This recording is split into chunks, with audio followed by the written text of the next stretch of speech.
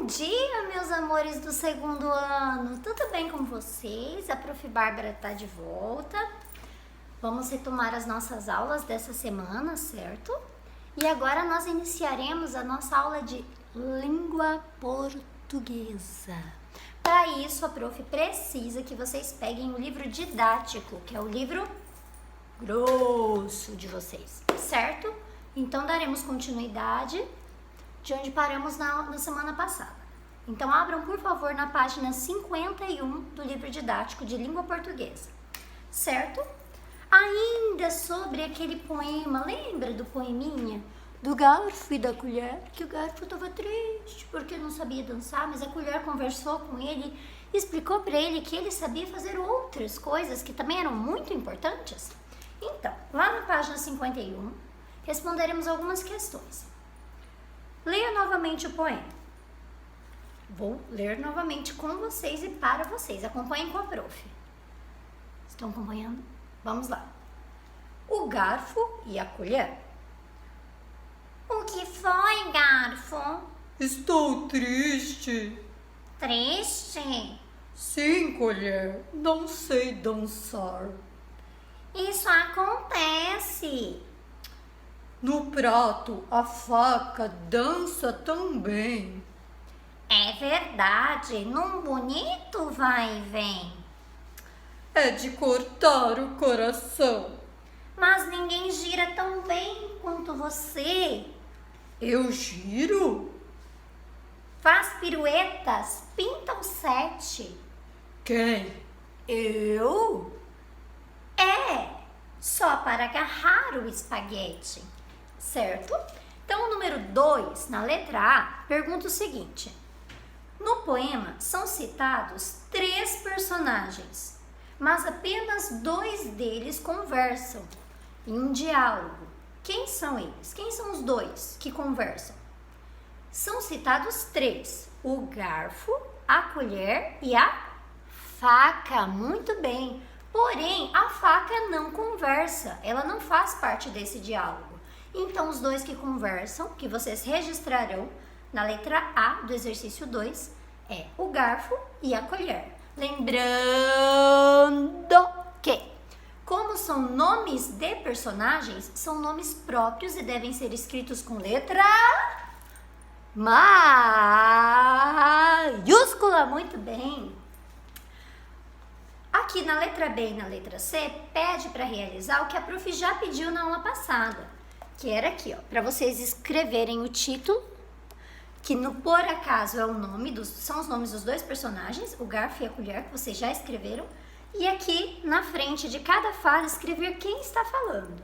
Olha só, a prof escreveu e ainda coloriu, né, a fala da colher de uma cor e do garfo de outra, mas isso vocês já fizeram na atividade da semana passada. Número 3. Quando afirma que o garfo gira, a colher quer dizer que ela disse que ele gira. O que significa girar? Primeira opção, significa dar cambalhotas. Segunda opção, que ele dá voltas. Ou terceira opção, que ele espeta. Girar significa o quê? Dar cambalhotas, dar voltas ou espetar? Muito bem! Dar voltas. Girar é sinônimo de dar voltas. Certo? Então, vocês marcarão a segunda opção aí do exercício 3. 4. A colher diz que o garfo faz piruetas, pinta o 7. O que significa essa expressão, pinta o 7? Significa que ele pegou o lápis de cor e foi lá, pintou o número 7? Não! Isso é uma expressão idiomática. Vocês aprenderam mais sobre elas lá no 3º ano. Expressão idiomática, uma expressão idiomática é uma frase que as palavras que estão sendo usadas nela têm um outro significado. Pintar o 7, por exemplo, significa algo que a gente gosta muito de fazer. E isso, pintar o 7, significa fazer bagunça. Por exemplo, se eu entrar na sala. Ei, segundo ano, hoje vocês estão pintando 7, hein? que eu quis dizer com isso? Que tava todo mundo pintando o número 7 na parede? Não! A prof quis dizer que todos estavam bagunçando, certo? Então, pintar o 7 é uma expressão idiomática. Como, por exemplo, engolir sapo, chutar o balde, né? Quebrar um galho. Quando dizem, Joãozinho, quebra esse galho pra mim. Eu não tô pedindo pro Joãozinho ir lá, subir em cima da árvore, quebrar um galho da árvore. Não, eu quero que ele me faça um favor. Aí a gente utiliza a expressão idiomática quebrar um galho, certo? Então vocês escreverão aí no número 4 que pintar o 7 significa fazer bagunça, bagunçar. 5. Usamos a expressão é de cortar o coração para nos referirmos a algo triste, não é? Dê um exemplo de uma situação em que essa expressão pode ser usada. A prof vai dar um exemplo, mas vocês podem registrar outro. Por exemplo, quando eu vejo um cachorrinho abandonado na rua, é de cortar o coração. Entenderam? Significa que aquilo me deixou triste. Não significa que alguém pegou uma faca e cortou o coração da prof. Mas quis dizer que aquilo me causou tristeza. Então, se vocês têm algum outro exemplo que vocês queiram registrar, podem registrar. Caso queiram registrar esse que a prof disse, só escrever. Página 52. Como fazíamos sem talheres? Uma curiosidade. O homem se alimenta desde sempre, porque a alimentação é o combustível que abastece o nosso carro, que é o nosso corpinho. Então, os homens sempre se alimentaram, mas nem sempre existiram talheres. E como eles se alimentavam sem talheres? Acompanhe a leitura desse textinho aqui, do quadrinho amarelo. Há alguns anos, quando alguém estava sentado à mesa e falava mãos à obra, era realmente isso que ele queria dizer. Facas, garfos e colheres foram inventados em um passado remoto, ou seja, não faz tanto tempo assim. Mas seu uso só se popularizou no século XVIII. Antes, os participantes de qualquer refeição, dos almoços mais triviais até os grandes banquetes, usavam as mãos para pegar comida no prato. Não é muito higiênico, né? Mas era como eles podiam fazer na época. Número 6. Aqui, ó. Encontre no poema palavras que rimam com letra A, vai e vem. Que palavra lá do poema rima com vai e vem? Bem, muito bem. Ó, rimou de novo. Então aqui na letra A vocês registrarão bem, B-E-M. E que palavra rima com 7? Muito bem, espaguete. Então vocês escreverão espaguete na letra B. Aqui no número 7 tem um caça-palavras. Eu vou tampar porque o meu já tem as respostas. Vocês encontrarão aqui nesse caça-palavras do exercício 7 palavras que rimam com espaguete. Então, elas têm que terminar em ET, certo? Então, vocês encontrarão 1, 2, 3, 4, 5, 6, 7. 7 palavras no exercício 7 que rimam com espaguete terminando com ET, certo? Mas claro que isso é impossível. Página 53. Olha só como doçura. Aqui nós vamos conversar. O exercício 1, 2, 3 é conversa minha com vocês, vocês comigo. Número 1. Como você imagina a voz do garfo e a da colher? Eu já imaginei, já imitei aqui pra vocês na leitura do poema, né? Oh, estou triste. O que foi, garfo? Né? Essa foi a minha imitação. E a de vocês? Foi parecida?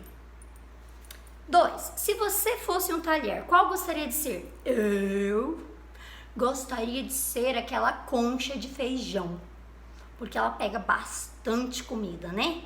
Eu gosto bastante de comer, então acho que eu seria uma concha. Aqui, com o colega, leia o poema dividindo as falas entre o garfo e a colher. Então a prof já fez essa leitura, né, dividindo as falas, imitando as vozes, porque como nós estamos distantes, não tem como nós lermos com o colega. Então, o prof já fez essa parte. Então, o exercício 1, 2 e 3 nós já fizemos, que foi essa troca de informações aqui. Agora aqui, ó, imagine só, exercício 1.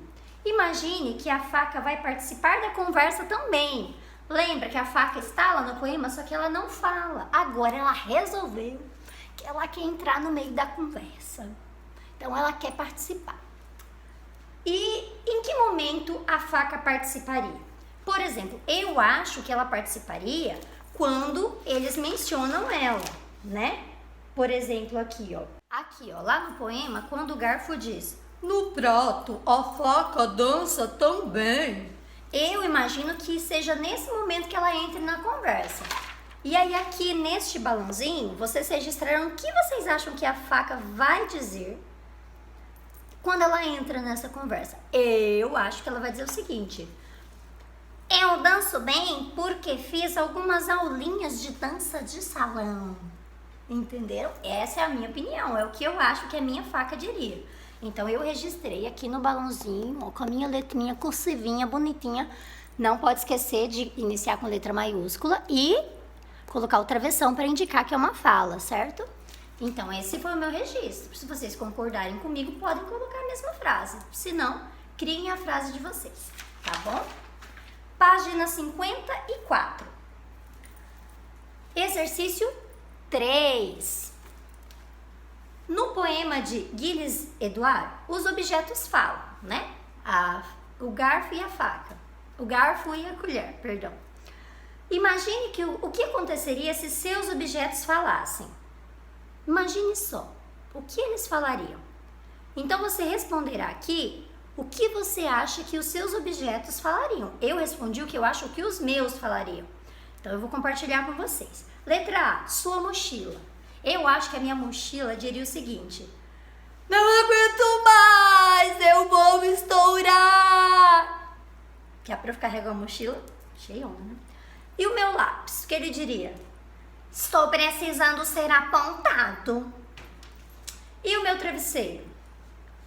"Precisa me visitar mais vezes, Bárbara." Letra D, o meu tênis? "Estava com saudades." E letra E, e o meu caderno? Capriche nessa caligrafia, hein, amiga? Essas são as minhas ideias, a minha opinião. Então, vocês completarão aí a letra A, B, C, D e E com as frases que vocês acham que o material de vocês diria, certo? Agora, olha só. Letras maiúsculas e minúsculas, cursiva e de imprensa. Nós já estudamos que as letras maiúsculas são usadas em nomes próprios, né? Que nomeiam cidades, ruas, pessoas, comércios, bairros e blá, blá, blá, blá, blá. E também são usadas em inícios de frases, início de parágrafo, depois de pontuação, né? Ponto final, ponto de exclamação, ponto de interrogação. E nos demais casos são usadas letras minúsculas. Porque também não é certo você, coloca uma letra maiúscula no meio da frase assim, do nada, só porque você achou ela bonita. Não pode, não é assim que funciona, certo? E tem a letra de imprensa, que é a letra que vocês conhecem como letra palito, né, caixa alta, e a letra cursiva, que eu tanto amo, né? Então, existem maneiras corretas e diferentes formas de letra que nós usamos em algumas situações. Número 1. Releia o poema O Garfo e a Colher. O prof já releu com vocês, né? O nome dos talheres estão escritos com letra inicial maiúscula, né? Por quê? Por que razão, motivo, causa ou circunstância estes objetos estão escritos com letra maiúscula? Primeira opção, estão no início das frases? Segunda opção, são objetos? Ou terceira opção, são nomes de personagens? Muito bem! Como eu já disse aqui, porque são nomes de personagens, então são substantivos próprios, escritos com letra maiúscula. 2. Quando se escreve garfo, faca e colher com letra inicial minúscula, significa que, primeira opção, são objetos, ou segunda opção, são nomes de personagens? Muito bem, são simplesmente objetos. Quando escritos com letra minúscula, são objetos. Quando escritos com letras maiúsculas, são nomes de personagens, certo? Não são nomes de pessoas, porque eu particularmente nunca conheci alguém chamado colher, garfo ou faca. Bom dia, senhor garfo, tudo bem? Sente-se, fique à vontade. Eu nunca vi. Vamos lá, página 55. Leia as palavras a seguir. Leiam comigo. 1, 2, 3 e já. Colher, faca, garfo, xícara, prato, copo, panela, tigela. Novamente. Colher, faca, garfo, xícara, prato, copo, panela, tigela. Elas estão escritas com letra. Primeira opção, cursiva e maiúscula? Ou letra de imprensa e minúscula? Olha aqui. Que tipo de letra é essa? Tá ao contrário por causa da posição do celular, mas dá para perceber. Muito bem, letra de imprensa é minúscula.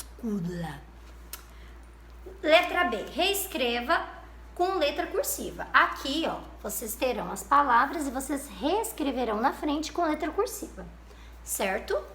Importante detalhe da letra cursiva, olha só. As letras pequenininhas precisam encostar na parte de cima e de baixo dessa linhazinha menor, e as letras que sobem precisam encostar lá em cima também. Esse é o segredo da caligrafia bonita. E outro segredo, não pode contar pra ninguém, tá? A caligrafia cursiva, ela é um passeio de montanha-russa, então é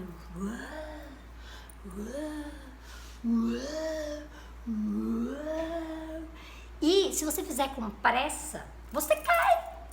Então tem que ser com uma montanha-russa em câmera lenta. E outro segredo, esse é muito secreto. O segredo para uma caligrafia cursiva, bonitinha, lindinha, topzinha, é que você escreva com calma e que você, em hipótese alguma, tire o lápis ou a lapiseira do papel antes de terminar a palavra inteira. Ah, mas como que eu corto o pinguim? Depois que você terminar de escrever a palavra toda, você volta. Pinga, pinga, pinga, corta, corta, corta, corta. Entenderam? Então, peguem essas dicas aí. Número 4.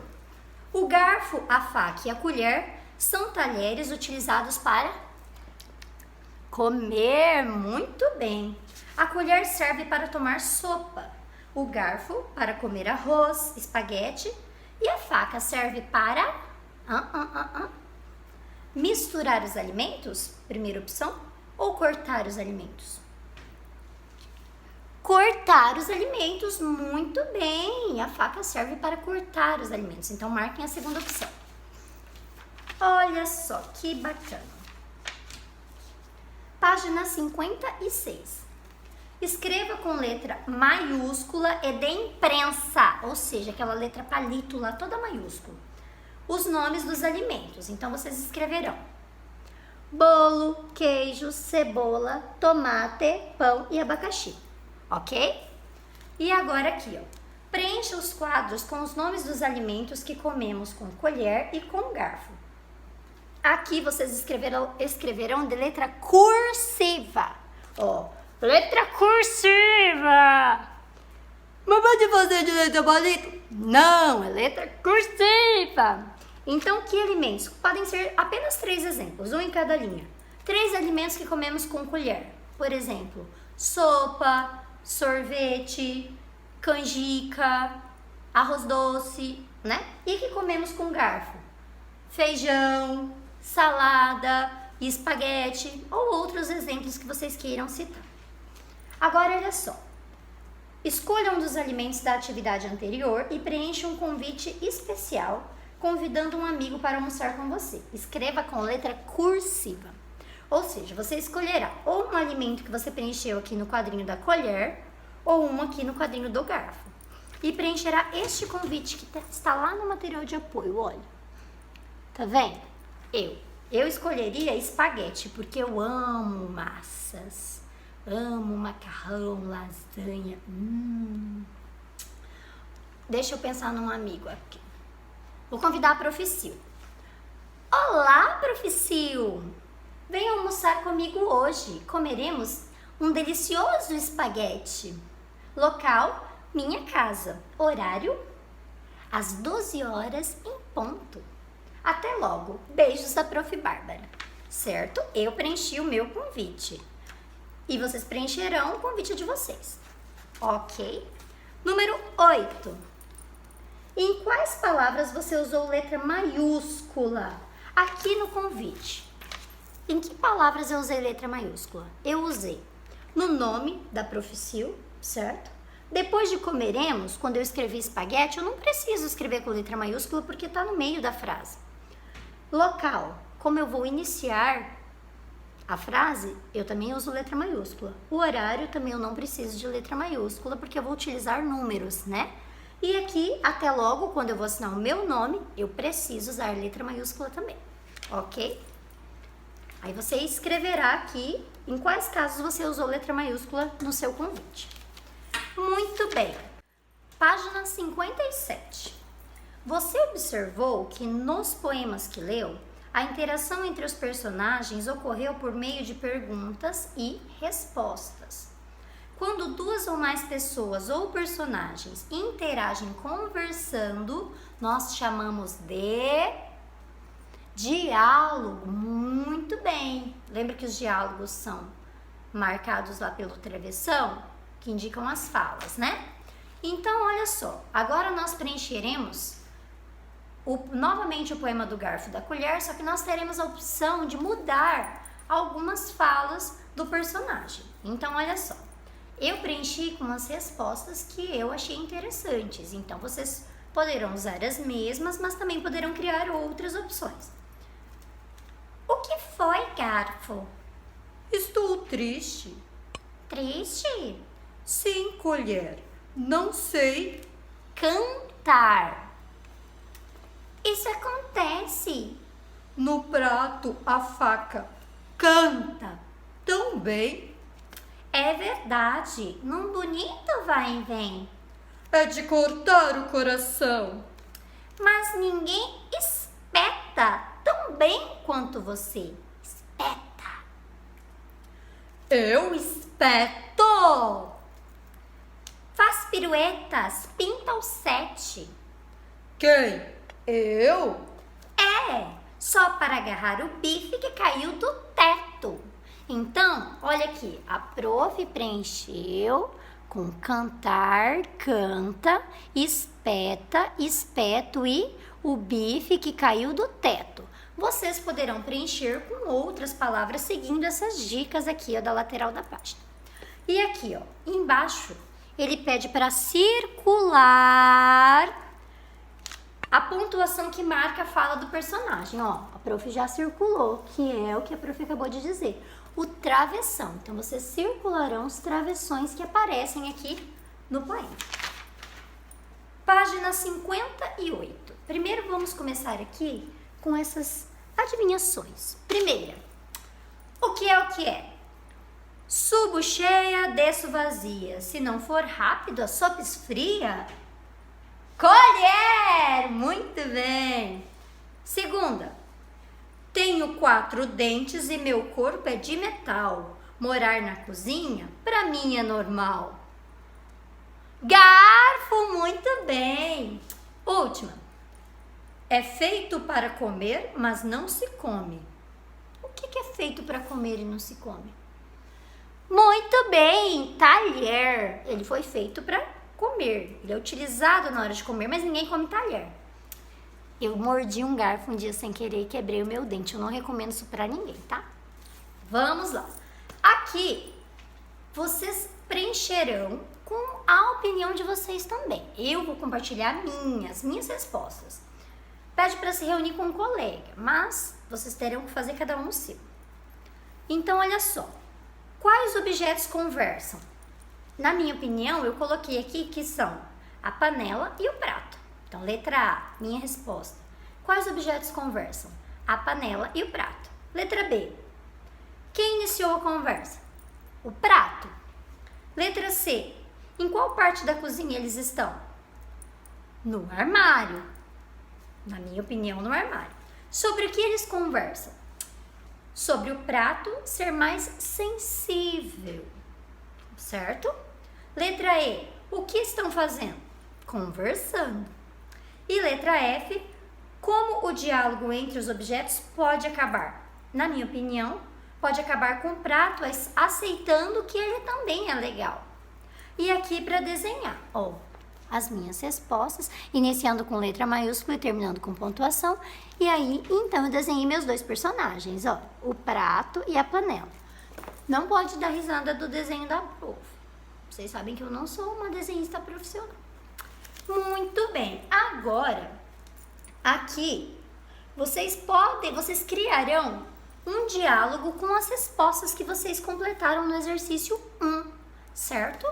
Então, olha só. Escreva um poema com um diálogo que aconteceu entre os dois objetos que vocês escolheram. Para isso, preste atenção nos seguintes detalhes. Primeiro, organize o poema usando travessão para indicar a fala dos personagens. Segundo, usem letra maiúscula para indicar o nome dos personagens. Terceiro, usem ponto de interrogação para as perguntas e ponto final para as respostas. E por último, lembre-se de dar um título para o poema. O prof vai ler aqui como ficou o meu poema. O título dele é O Prato e a Panela. Olha, aí eu contornei de cores diferentes as falas, né? O travessão que indica as falas do prato e da panela, tá? Então ficou assim. O que foi, prato? Estou triste porque sou muito sensível. Como assim? Você é tão delicado que às vezes parece invisível. Mas se esquento demais, posso me quebrar em 1000 pedacinhos. Isso acontece. Quando esquento demais, posso queimar uns dedinhos. É verdade, faz sentido. Viu só? Tudo tem um lado divertido. Gostaram do poema da prof? Vocês sabem que eu adoro brincar com rimas, né? Esse foi o meu poema com as minhas respostas. Vocês farão o poema de vocês com as respostas de vocês, certo? Então, essa foi a nossa aula, nossa big, linda, maravilhosa, esplendorosa aula de língua portuguesa da semana, certo? Repetindo, depois que vocês terminarem essas páginas, vocês fotografarão lá pela plataforma do Positivo On e enviarão as fotos para mim. Beleza?